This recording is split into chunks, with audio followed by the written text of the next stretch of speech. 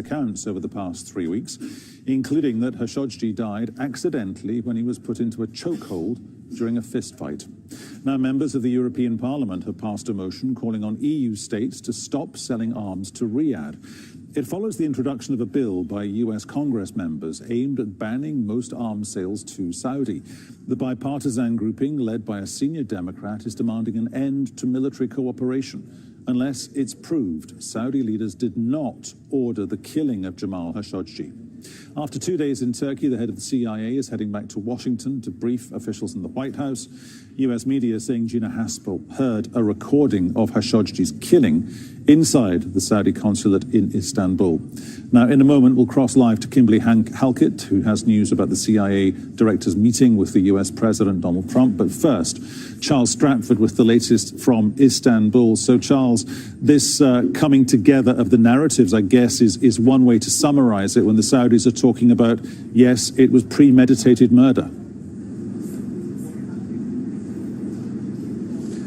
Yeah, it's taken quite a long time for that narrative to come together, hasn't it? Certainly, according to the Saudi prosecutor's office, as you say, they, after having looked at what the Turkish side have got in this investigation, say that it indicates that, indeed, the killing of Mr. Khashoggi may well have been premeditated. I mean, of course, it was Tuesday, 2 days ago, that we heard from the Turkish president describing this as all indications suggest that it was a savage murder, and we've had the Saudis changing their narrative time and time again since October the 2nd, since this crisis started. First saying these allegations were baseless lies, then saying Khashoggi was killed in a brawl, then saying that when Khashoggi entered the embassy, a conversation ensued.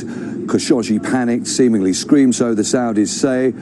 He was put into a chokehold and was killed accidentally. So it just shows you, yeah, what we've been saying all along, that the Saudi narrative is changing constantly. There's been some comments today from the Turkish foreign minister, again putting pressure on the Saudis, saying that you know, where is the body? This is where the emphasis of the investigation is now, and questioning the Saudis by saying, why was it these 18 men specifically that were arrested? And once again pointed the finger at the Saudi heir apparent, Crown Prince Mohammed bin Salman, by saying, who ordered this operation? He also indicated to any potential international participation in an investigation, and this is what he had to say.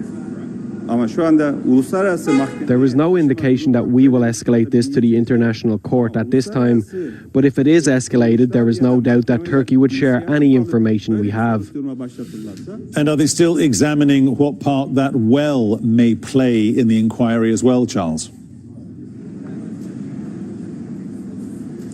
Well, some interesting developments there. We've just spoken in the last hour to a source in the Turkish prosecutor's office, who's saying that the search warrant for this well has been agreed to by the Saudi side, but it seems as if the Saudi side is dragging its feet. The prosecutor's office is saying they're still not getting access to that well. We know that the well was superficially inspected on during the first investigation a week ago of the Saudi Consul General's property. And we know that there was a water sample taken at that time. We understand that the well, that the water level of this well is around 6 meters down, but the well itself is more than 20 meters deep. And of course, as we've been reporting, one of the reasons why the Saudis didn't allow a full investigative team to do the well search during the first investigation was because they said the men that had been brought along to look at this well in depth were not on the list of people, the list of personnel that they'd agreed to participate in that investigation. So yet again, another indication, certainly according to the Turks and the Turkish government sources that we speak to, that the Saudis may not be fully cooperating in this joint investigation. Charles, thanks very much. Live now to Washington and our correspondent Kimberly Halkett. So Kimberly, Gina Haspel, one of the very few people outside the Turkish hierarchy to, we understand, hear this audio tape. Right, that is being widely reported in the U.S. media, although I have to tell you it has not been confirmed to Al Jazeera, despite our attempts to reach out to the CIA. They say at this time that they will not be commenting directly on whether or not the CIA director actually did hear that audio. But those inside Turkey, particularly with respect to knowledge of that meeting, say and have been reporting that, in fact, Gina Haspel did, in fact, hear the audio of not only interrogation of Jamal Kashoggi, but in fact his murder. If this is the case and the CIA director is sharing that information with the president today, something that the White House press secretary has confirmed, this is certainly very compelling. Not only is this going to put the pressure on the president, as the U.S. Congress has already done, but what we are likely to see is perhaps requests either publicly, but more likely privately, for both the House Intelligence and the Senate Intelligence Committees on Capitol Hill to summon the CIA director to share with them what she has heard. Now, Congress is in recess right now because we are 13 or 12 days now, I believe it is, before the congressional elections. Having said that, I expect that this will be a high priority for lawmakers who feel that the Trump administration, well, now talking tough towards Saudi Arabia, has not done enough to hold it accountable for the killing of Jamal Khashoggi. As well as telling the president and various people on Capitol Hill what she's actually heard, does she need to kind of interpret it for them as well and nuance it for them beyond the obvious content? Because this is a saga of narrative, counter-narrative. I mean, what, the Saudis have changed their tune 4 times now that we know of?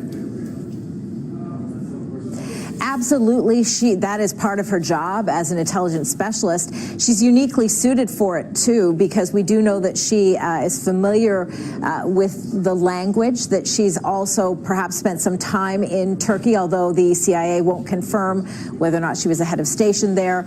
They simply don't comment on those types of positions. But we do know that she certainly has spent time in Istanbul and is also very comfortable in those surroundings. So she's uniquely suited for now briefing the president on all aspects of this story, not only hearing the audio tape, but understanding the nuances involving the investigation that's taking place, particularly in Turkey.